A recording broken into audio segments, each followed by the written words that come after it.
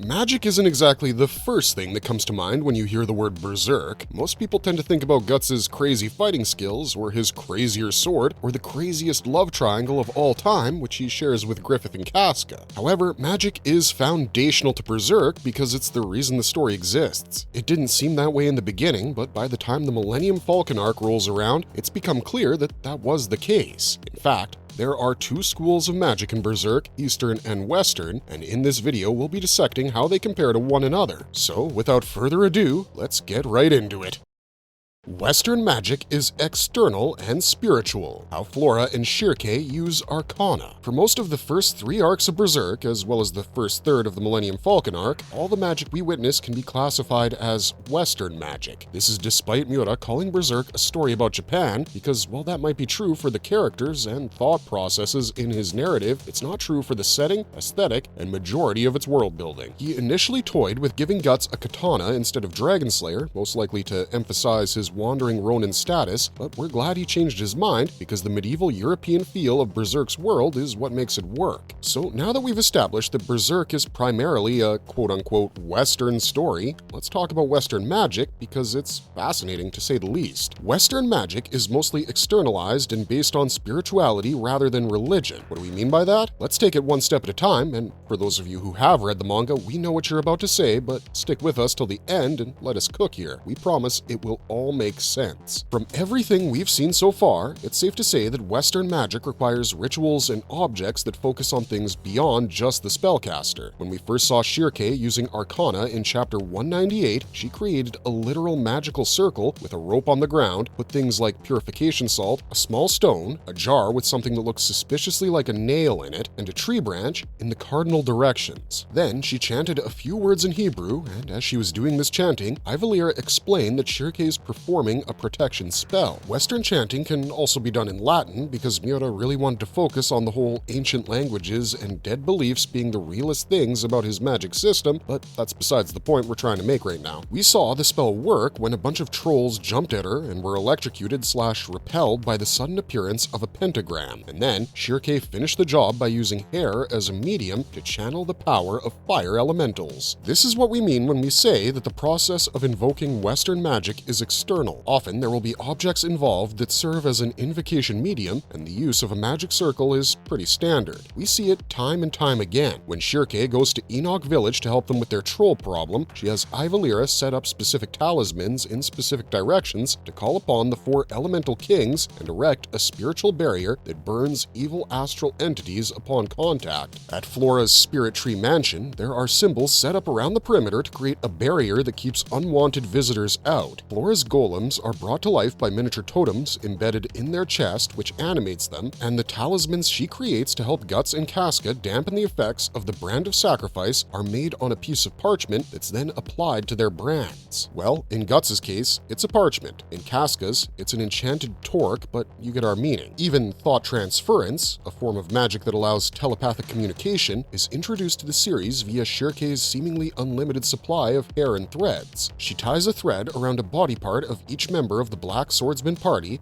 and this allows her to communicate directly with their consciousness instead of needing to yell out instructions within close proximity. The Western form of the Art of Arcana puts emphasis on using such objects and pieces of spiritual energy just as much as it does on communing with spirits, which is the second aspect of their style of magic. Westerners don't believe in the existence of a single god or an organized polytheistic form of religion. Instead, they use spiritual perception to commune with local spirits and call upon their powers to assist them with the task at hand. We've mostly seen this done within the context of battle, so that's what we're going to use as our point of reference, and once again, we're returning to Enoch Village to break this down. After invoking the formation of the four kings, Shirkei realized it wasn't enough to stop the troll invasion. While it might keep them out of the barrier, it did nothing to stop the ogres and kelpies that also joined the party. Ogres specifically are tricky to deal with, not just because of how big they are, but because they use physical weapons to attack their targets, which the formation of the four is ineffective against. So, to counter them all, all in one fell swoop, Shirke decides to perform a communion ritual where she chants and dances to enter a trance-like state. In that state, she delves into the astral world and finds a water spirit called the Lady of the Depths, whom she allows to possess her body. This makes Shirke the spiritual medium for the lady's incredible water-based arcane powers, and she is able to wash away all the trolls, kelpies, and ogres with a single massive tidal wave. But she also ends up losing herself for a few moments because in order to commune with the lady, Shirke needed to become, quote, water itself. Once again, we see the external nature of Western magic rear its head because to bring her back, Ivalira has Farnace tap Shirke's staff 3 times to break the trance. And it's the staff that stops her unintentional rampage. Also, now that we've mentioned the elemental kings, let's talk about the elementals themselves and how Ode affects this entire magic system. There are 4 major elements in Berserk: air, water, fire, and earth. Each of these elements have specific elementals that a magic user must commune with in order to call upon their powers. These are sylphs, undines, salamanders, and gnomes respectively, and usually the manipulation of elementals takes place either through a spiritual possession ritual like the one Shirke performed, or through the use of a magically charged fetish. No, not that kind of fetish. In Berserk, a fetish is an object that's imbued with magical powers. Silver, for instance, is a charged substance which can affect astral creatures, so Casca and Farnace both carry daggers made of silver, and when elemental power is applied to a fetish, its strength increases several times over. Isidro's salamander dagger and Serpico's sylph cloak and sword are examples of elemental fetishes, and they're both external objects that allow those two to channel elemental power. There's also a 5th elemental called a barite, which is more attuned with the gravitational force of a given location. This elemental was introduced after Guts and his comrades reached Elfhelm, and it explained why certain parts of that village made people so much lighter. Really, the only things that are internal about Western magic is its philosophy and the fact that healing magic seems to flow from within, not without. The core philosophy of Western magic is that a practitioner of arcana accepts the great mysteries and explores the entire universe from within one's world. Shirke has a simpler explanation for it, where she compares the use of spiritual powers to constructing the mental image of a church within one's mind. While regular humans erect physical churches to express their belief in and devotion to God, magi erect these spiritual altars within their own minds, which allow them to perceive spirits and astral happenings much more clearly. And when they're not communing with nature spirits, whose names are usually descriptive of the domains they cover or the forms they take, like Lady of the Depths, Rotting Root Lord, Wheel of Flames, etc., they're manipulating Ode to achieve their objectives. Ode is another word for life energy, and we've seen Shirke manipulate the Ode of several people many times over in the manga. When she first met Isidro, she used her staff to make him think he was a monkey as punishment for grabbing her chest. When she entered Kliphof, she manipulated the Ode of Trolls to confuse them and clear a path to rescue kidnapped Enoch villagers. When she went to Vertanis, she used her staff to confuse the city guards so she could slip in while keeping her witch garb on. Ode manipulation is extremely handy for such things, but its most important use in Berserk is to heal other people. While the Black Swordsman party is on its way to Elfhelm, Shirke teaches Farnace how to use healing magic, and it involves her synchronizing her life force with Guts's and pouring her emotions into the feeling of wanting to heal him. That's right, folks. Western magic literally manifests healing, and it's quite different from how elves and other astral beings heal creatures because they use, you guessed it, external mechanisms. Elves rub their wings together to produce elf dust, which can be applied to all kinds of physical injuries to heal them rapidly. When Guts met the little flower spirit Chich in a prison cell, Chich used its flowers as a medium for healing magic, but even with healing, we can make the argument that Farnace and Shirke need to touch Guts in order to make it work, so there's an aspect of externality still involved. Using things to facilitate magic and invoking nameless spirits of varying degrees of power, these are the 2 pillars upon which Western magic's portrayal is contingent in Berserk. This stands in stark contrast to Eastern magic because that system of arcana is entirely internal.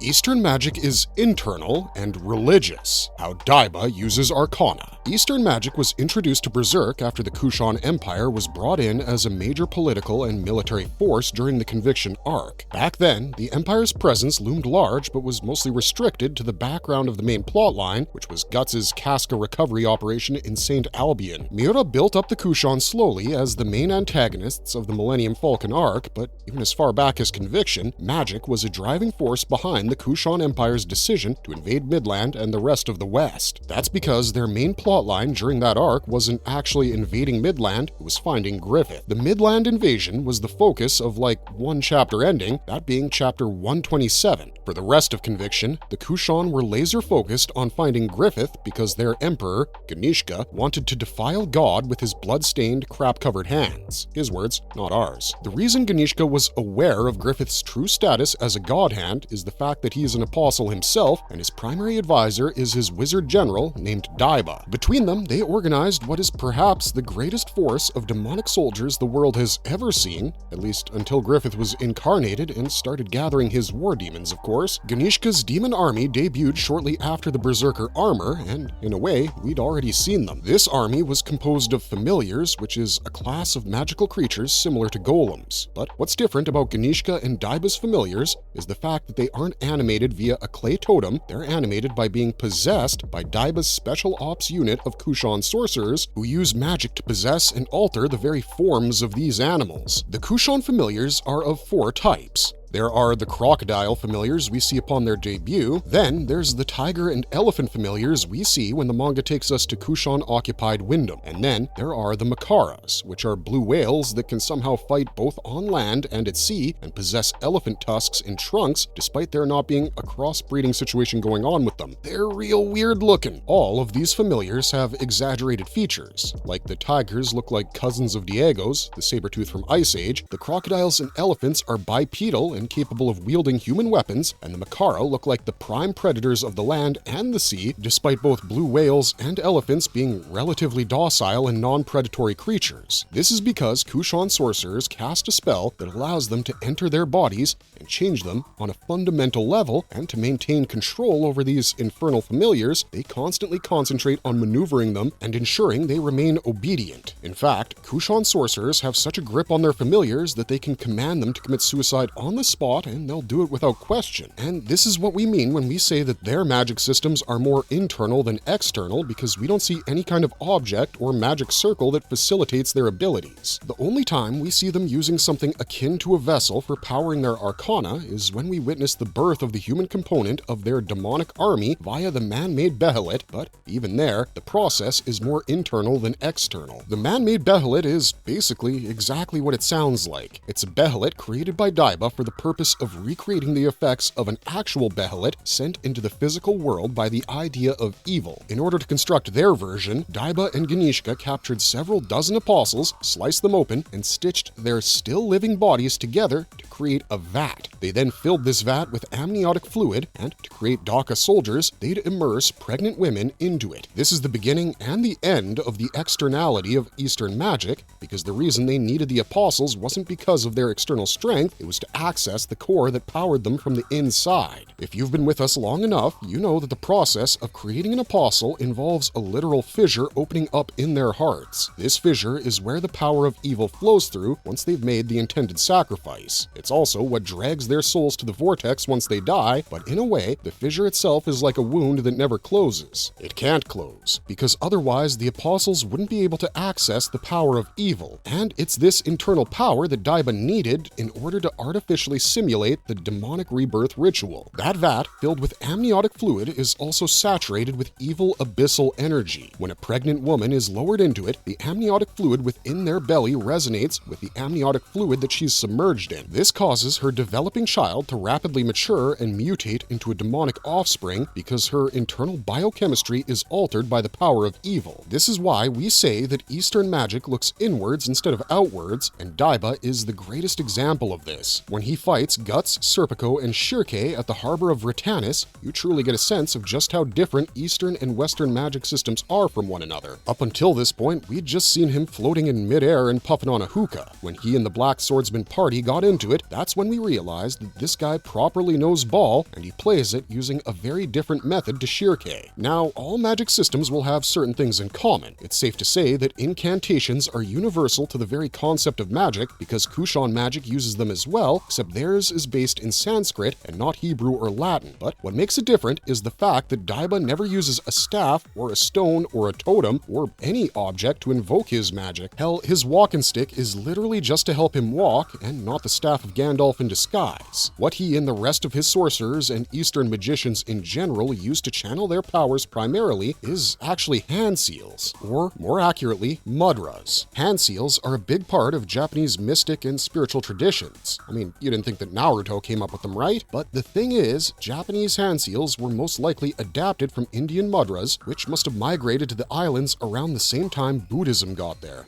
Indic religions and traditions have used mudras to convey thoughts and emotions since the Vedic age. You'll see them being used quite commonly in classical Indian dance forms, for example, but within the context of spirituality, mudras are used to stimulate and regulate the prana, aka the life force of an individual, in conjunction with the world around them. And that's primarily how Eastern magicians channel their magical powers. They don't rely on objects because they don't need to. Everything they need in order to channel their abilities is built into their bodies. During Daiba's battle with the Black Swordsman party, we saw him performing near miraculous feats with a single gesture from his hand. And that's the superior power of Eastern magic right there. Yes, Daiba also needs to chant the incantation to make his spells work, but the system he adheres to is much less clunky and time-consuming in comparison to the Western way of arcana. He doesn't need to tie a thread around someone's digits to communicate with them via thought transference. He can just do it, even if they're his enemies. He doesn't need to create a magic circle to levitate. He can just do it, even without using mudras. In fact, one of the biggest differences between Eastern and Western magic systems is the way in which they name and use nature spirits. Because Western magic treats them like spirits, but Eastern magic treats them like proper divine figures. And Eastern magic is also geared towards subjugation rather than spiritual possession, which was evident in the way Daiba interacted with the most powerful weapon in his arsenal, the Kundalini. Technically speaking, Kundalini isn't the name of a god or a goddess from Hinduism, which is what Eastern magic is based on. It's the name of a type of yoga that aims to awaken one's prana on a much deeper level. But in Berserk, the Kundalini might as well have been a god of the sea because it was revealed to be a familiar/nature spirit with such power that it basically negated all other nature spirits within Britannis Harbor. Even Shirke was unsure if she could beat it with the tricks she knew because the Kundalini was summoning water spouts that could wreck ships in half.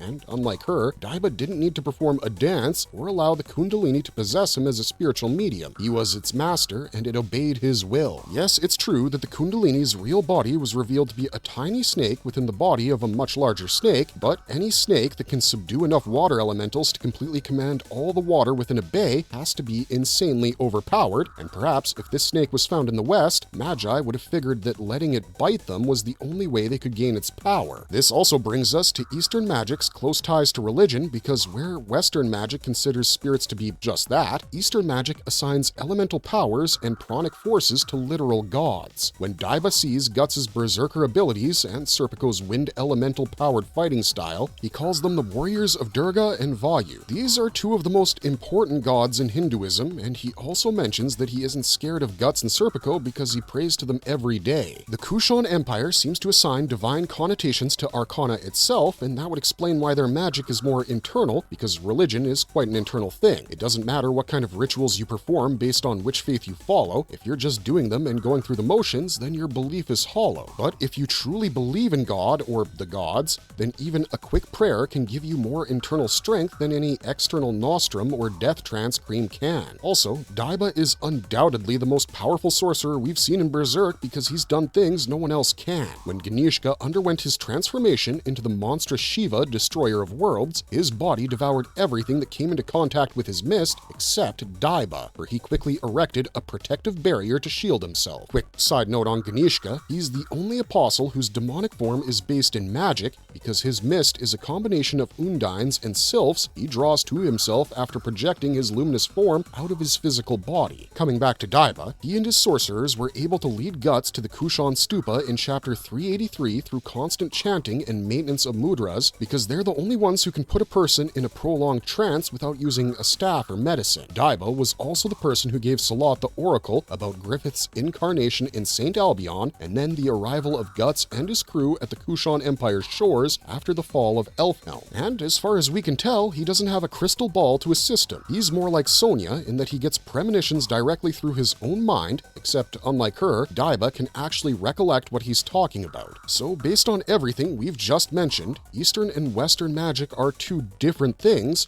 and the former is clearly superior to the latter because it doesn't need half the preparation that Western magic does, and it's backed by literal gods, right? Well, not exactly. Are Western and Eastern magic the same? The truth about their differences. Here's the truth about Berserk's magic system, and you might have picked up on it if you were paying attention to the video thus far. There is actually no difference between Eastern and Western magic. They're just two interpretations of the exact same thing. You must have noticed that we said the Kundalini manipulated massive amounts of Undine, that Ganishka's mist form was a combination of his luminous body, Sylphs and Undines, and that Daiba's floating ability is a result of him manipulating Barites. The thing is, if Eastern and Western magic were truly separate, then they wouldn't share those core elementals, but the fact is they do, and there are other things from the manga that hint at what we've just said as well. We mentioned that Daiba and his sorcerers don't need to use objects and circles to channel magic, they do it with a hand sign and a prayer, but that's not different from Western magic, because at the highest level, Western magicians don't use circles and objects either. Shirke is a prime example of this. Initially she uses all the proper materials to perform incantations, but as she fights alongside Guts and realizes just how constant and intense their collective battles are going to be, she ditches the preparation in favor of confidence and improvisation, and she becomes much more powerful because of it. So much so that by the time she reaches Elfhelm, she's already top of her class because the students of that magical island were still using magic circles to perform spells, and she performed high-level magic without any of the requisite materials. She could also sense and draw forth a spirit of darkness from a tree hollow when the others, who had been living on Elfhelm for years, mind you, couldn't even sense it. War made Shirke a better and more experienced mage, and that's exactly why Guru Gedfring tells the rest of the residents of Elfhelm to learn from her example. It's true that she still has a ways to go because she had to create a rather large invocation spell diagram in the hold of the seahorse to project her luminous body into the dragon path of the world tree. But even Daiba is impressed by the fact that she can do that given her age, and that's what motivates him to commandeer the forces of Elfhelm for the upcoming battle against Griffith. And speaking of Daiba, let's talk about the religion versus spirituality debate we brought up as quote-unquote proof of the differences between Western and Eastern magic. He called Guts the warrior of Durga and Serpico the warrior of Vayu, presumably because those were his closest reference points for their powers and abilities. But the thing is, Durga is the Hindu goddess of war, and Vayu is the Hindu god of the wind, and what are the Berserker armor and Sylph weapons if not weapons of war and wind respectively? Daiba and Shirke are using the exact same powers and methods that are quite similar to each other's, it's just their terminology that's different. Sure, there's still the point about Kushan mudras to consider, and that is a valid concern. That's perhaps the only real difference between Western and Eastern magic in Berserk because their methods of practicing arcana and activating spells are noticeably different. But if Shirke were to swap her staff for hand signs, we're sure she'd achieve the same results, because ultimately, magic is the same thing for both her and Daiba, it's just being packaged differently. And perhaps the greatest example of Eastern and Western magic being one and the same comes from the Golden Age, because there's a moment where we hear a Western fortune teller using Eastern names for two important stars to describe the onset of the eclipse. In chapter 74, the fortune teller who's traveling with the mummer group that drops Rickard off at the site of the eclipse notices an unnatural amount of evil stars have gathered on his path. Two of them she calls Rego and Keto, and those are the Japanified names for Rahu and Ketu, the two shadow planets that govern eclipses in Hindu cosmology. So yes, while trolls do look quite different in the Kushan Empire compared to when we saw them in Enoch Village and Kliphoff, that's down to their perception of trolls and the image they've attributed to them within their collective consciousness. So while there are some differences between Eastern and Western magic, those are mainly perceptual and expressional. The core concepts and fundamentals remain the same, because how else can you explain everything we've just pointed out to you guys? The answer is you can't, and that's why the TLDR version of Eastern magic versus Western magic in Berserk can be summed up with the iconic phrase, same, but different. And we hope we've answered any and all questions you guys might have had about these magic systems, because that's all we got for you guys today. Let us know your thoughts in the comments down below. Don't forget to like, share, and subscribe to our channel for more Berserk content, and we'll see you guys again real soon. Until next time, thanks for watching, stay safe out there, and as always, keep on struggling, strugglers.